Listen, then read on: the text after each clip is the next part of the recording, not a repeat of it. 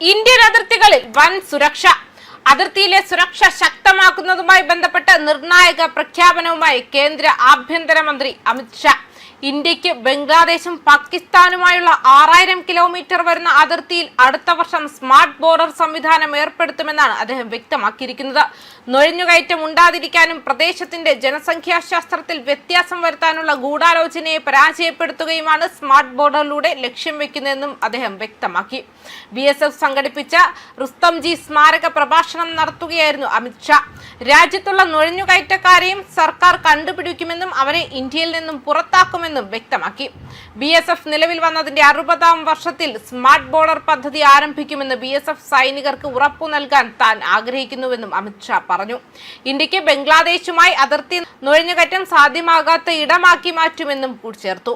ബംഗ്ലാദേശ് പാകിസ്ഥാൻ അതിർത്തികളിൽ ശക്തമായ സുരക്ഷാ ഗ്രിഡ് സൃഷ്ടിക്കാൻ മോദി സർക്കാർ തീരുമാനിച്ചിട്ടുണ്ട്. സാങ്കേതിക വിദ്യ, ഡ്രോണുകൾ, റഡാറുകൾ, സ്മാർട്ട് ക്യാമറകൾ എന്നിവ നുഴഞ്ഞുകയറ്റത്തെ പ്രതിരോധിക്കാൻ സ്മാർട്ട് ബോർഡറിനെ സഹായിക്കും.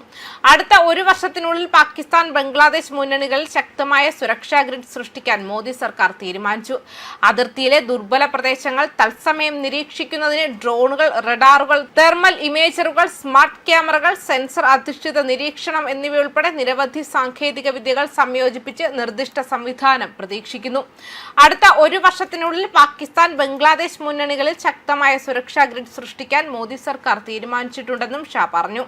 ഇന്ത്യ പാകിസ്ഥാൻ അതിർത്തിയിലെ തിരഞ്ഞെടുത്ത ഭാഗങ്ങളിൽ ലേസർ ബാരിയറുകൾ, ഭൂഗർഭ സെൻസറുകൾ, ഉയർന്ന റെസല്യൂഷൻ ക്യാമറകൾ, കമാൻഡ് ആൻഡ് കൺട്രോൾ സെന്ററുകൾ എന്നിവ ഉപയോഗിച്ച് 24 മണിക്കൂറും നിരീക്ഷണം നടത്തുന്ന സമഗ്ര സംയോജിത അതിർത്തി മാനേജ്മെന്റ് സിസ്റ്റം അടിസ്ഥാനമാക്കിയായിരിക്കും ഈ പദ്ധതി നിർമ്മിക്കുക.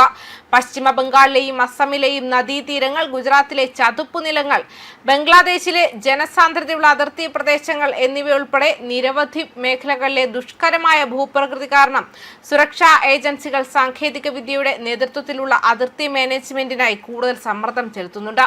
ഷായും പ്രധാനമന്ത്രി നരേന്ദ്രമോദിയും ഉൾപ്പെടെയുള്ള സർക്കാർ ബംഗ്ലാദേശിൽ നിന്നുള്ള നിയമവിരുദ്ധ നുഴഞ്ഞുകയറ്റത്തെ ദേശീയ സുരക്ഷയുടെയും ജനസംഖ്യാപരമായ ആശങ്കയുടെയും ഭാഗമായി ആവർത്തിച്ച് ചൂണ്ടിക്കാണിച്ചിട്ടുണ്ട്. പ്രത്യേകിച്ചും പശ്ചിമ ബംഗാൾ, അസം, ത്രിപുര തുടങ്ങിയ കിഴക്കൻ അതിർത്തി സംസ്ഥാനങ്ങളിൽ ഇന്ത്യയുടെ ജനസംഖ്യാശാസ്ത്രത്തെ കൃത്രിമമായി മാറ്റാനുള്ള ഗൂഢാലോചന പരാജയപ്പെടുത്തണമെന്ന് ഷാ വെള്ളിയാഴ്ച BSF ഉദ്യോഗസ്ഥരോട് ആവശ്യപ്പെട്ടു. ഇന്ത്യൻ അതിർത്തികളിലൂടെയുള്ള നുഴഞ്ഞുകയറ്റം തടയാൻ അസം, ത്രിപുര, പശ്ചിമ ബംഗാൾ എന്നിവിടങ്ങളിലെ BJP സർക്കാരുകൾ പ്രതിജ്ഞാബദ്ധരാണെന്നും അദ്ദേഹം കൂട്ടിച്ചേർത്തു. അതിർത്തി സുരക്ഷ അവലോകനം ചെയ്യുന്നതിനായി കേന്ദ്ര ആഭ്യന്തര മന്ത്രാലയം ഈ സംസ്ഥാനങ്ങളിലെ മുഖ്യമന്ത്രിമാരുമായി ഉടൻ ഒരു യോഗം ചേരുമെന്നും അദ്ദേഹം പറഞ്ഞു. അനധികൃത കുടിയേറ്റക്കാരെ കുറിച്ചുള്ള സർക്കാരിന്റെ നിലപാട് മന്ത്രി ആവർത്തിച്ചു. രാജ്യത്ത് നിന്നും എല്ലാ നുഴഞ്ഞുകയറ്റക്കാരെയും ഞങ്ങൾ കണ്ടെത്തി ഇന്ത്യക്ക് പുറത്തേക്ക് അയക്കും. നുഴഞ്ഞുകയറ്റം, കള്ളക്കടത്ത് ശൃംഖലകൾ, നിയമവിരുദ്ധ കുടിയേറ്റം, പാകിസ്ഥാന്റെ കാര്യത്തിൽ അതിർത്തി കടന്നുള്ള ഭീകരത എന്നിവയെക്കുറിച്ചുള്ള ആശങ്കകൾ കാരണം പാകിസ്ഥാനുമായും ബംഗ്ലാദേശുമായുമുള്ള ഇന്ത്യയുടെ അതിർത്തികൾ ഇപ്പോഴും സെൻസിറ്റീവാണ്. പാകിസ്ഥാൻ അതിർത്തിയിലൂടെ ആയുധങ്ങൾ, മയക്കുമരുന്നുകൾ, പണം എന്നിവ കൊണ്ടുപോകുന്നതിന് ഡ്രോണുകൾ ഉപയോഗിക്കുന്ന വർദ്ധിച്ചു വരുന്നതിനെ കുറിച്ചുള്ള സുരക്ഷാ ഏജൻസികൾ സമീപ വർഷങ്ങളിൽ ആശങ്കകൾ ഉന്നയിച്ചിട്ടുണ്ട്. നേരത്തെ നിർദ്ദേശിച്ചിരുന്ന ഉയർന്ന ശക്തിയുള്ള ജനസംഖ്യാ ദൗത്യം കേന്ദ്രം ഉടൻ പ്രഖ്യാപിക്കുമെന്നും ഷാ വ്യക്തമാക്കിയിട്ടുണ്ട്. ന്യൂസ് ഡെസ്ക് കർമ്മ ന്യൂസ്.